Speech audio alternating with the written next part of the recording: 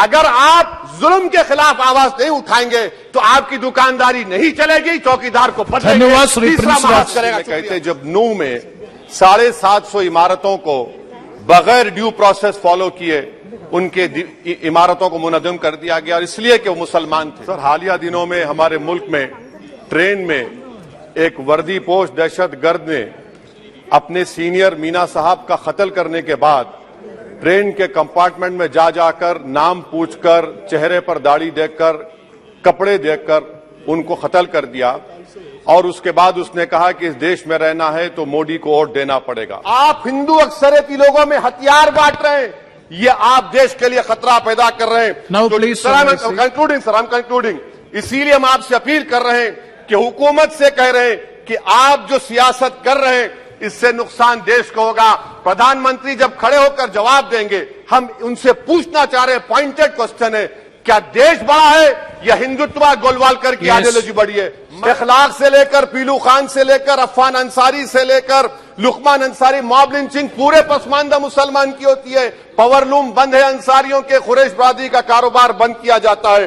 Speaker sir, मैं conclusion में अभी कल हमारे होम मिनिस्टर ने कहा था क्विट इंडिया। अगर इनको मालूम हो जाए कि क्विट इंडिया का नारा एक मुसलमान ने दिया था तो वो भी नहीं बोलेंगे। वो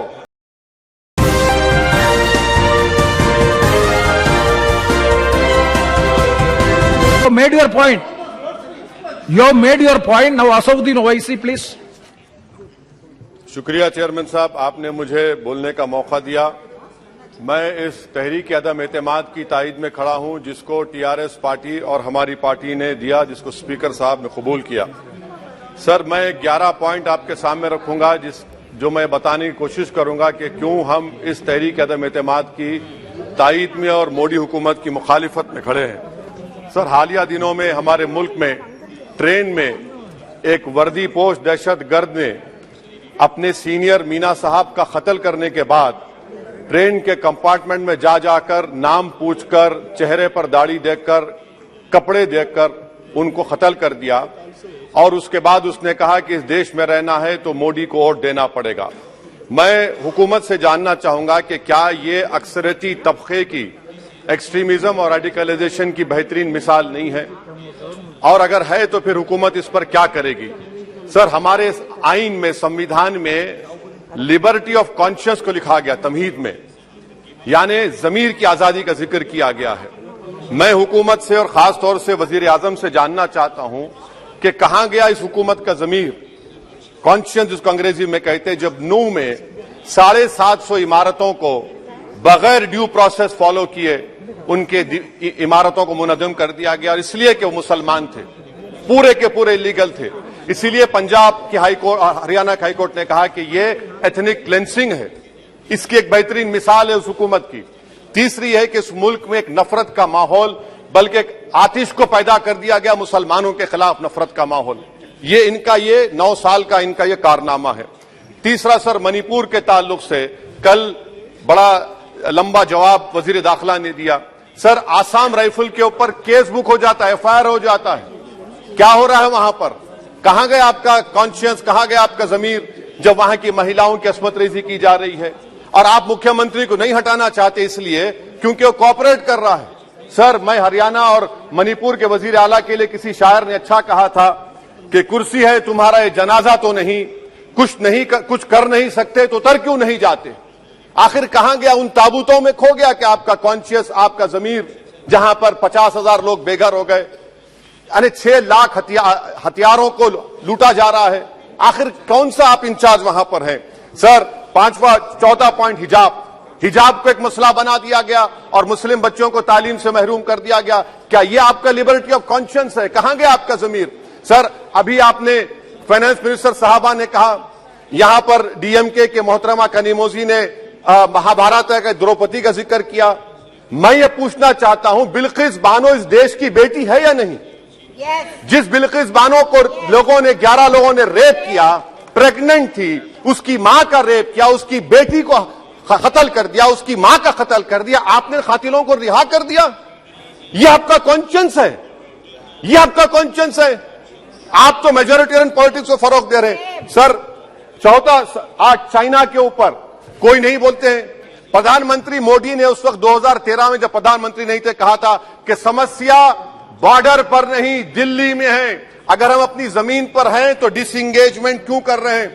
क्या आज चीन हमारी जमीन पर नहीं बैठा है? क्या आज चीन से आप बातचीत कर रहे हैं? आप डिसएंगेजमेंट कर दिए। बताइए डी एस्केलेशन, डी इंडक्शन कब होगा?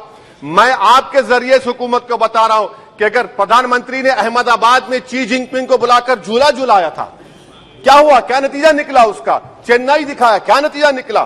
सर इसलिए चीन पर बोलिए, चीन को उखाड़ कर फेंकिए। सर और एक पॉइंट जिस पर मैं मुखालिफ ताईद में खड़ा हूं, हाई इन्फ्लेशन है इस मुल्क में, हाई अनएम्प्लॉयमेंट है, स्टैग्नेटिंग कंजम्पशन है। इसकी वजह से महिलाओं में हाई एनीमिया लीड कर रहा है। ये हुकूमत इसकी जिम्मेदार है।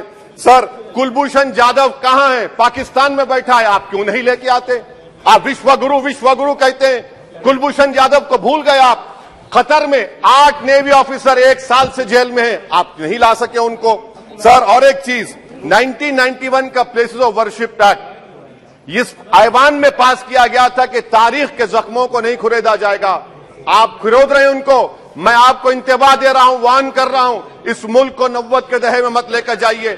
91 का एक्ट सुप्रीम कोर्ट में जवाब दीजिए कि आपकी हुकूमत 91 प्लेस ऑफ वर्शिप एक्ट की कायम है, उस पर कायम रहेगी। यूसीसी सर, इस यूसीसी का फॉर्मूला क्या है? एक मुल्क में एक मजहब, एक कल्चर, एक जबान। ये तो डिक्टेटरों का फॉर्मूला है।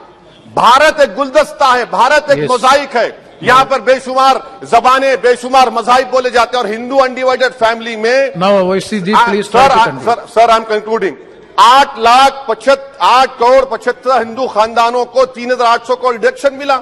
इसके बारे में आप क्या कहेंगे? सर मैं कंक्लूड करने से पहले आपको बताना चाह रहा हूं कि माइनॉरिटी वेलफेयर का बजट 40% कम कर दिया गया।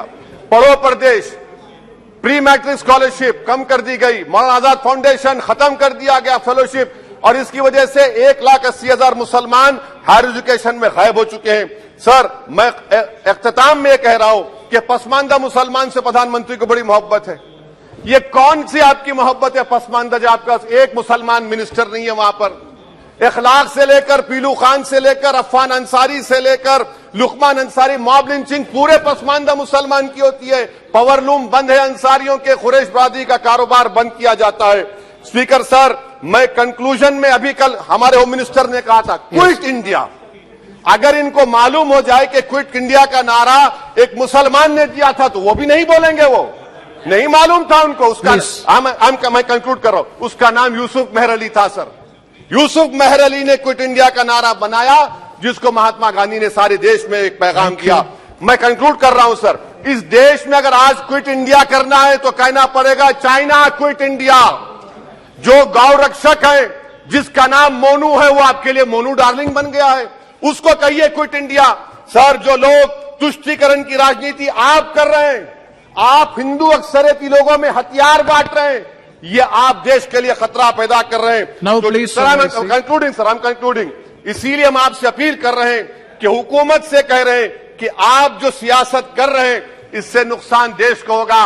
प्रधानमंत्री जब खड़े होकर जवाब देंगे, हम उनसे पूछना चाह रहे हैं, पॉइंटेड क्वेश्चन है, क्या देश बड़ा है या हिंदुत्व गोलवालकर की आइडियोलॉजी बड़ी है? मैं इस तहरीक अदम एतमाद की ताईद में खड़ा हूं और हुकूमत की मुखालिफत में। सर एक आधा मिनट सर दो लोग, दो महाज है इस मुल्क में, एक चौकीदार है, एक दुकानदार है।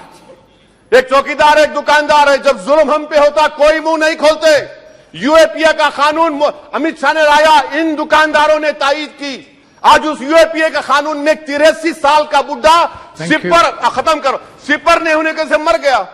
आखिर कब तक दुकानदार और चौकीदार हमारी लाशों पर सियासत? सर हम कंक्लूडिंग, कब तक सियासत करेंगे? अगर आप जुल्म के खिलाफ आवाज नहीं उठाएंगे तो आपकी दुकानदारी नहीं चलेगी, चौकीदार को धन्यवाद श्री प्रिंस राज। करेगा।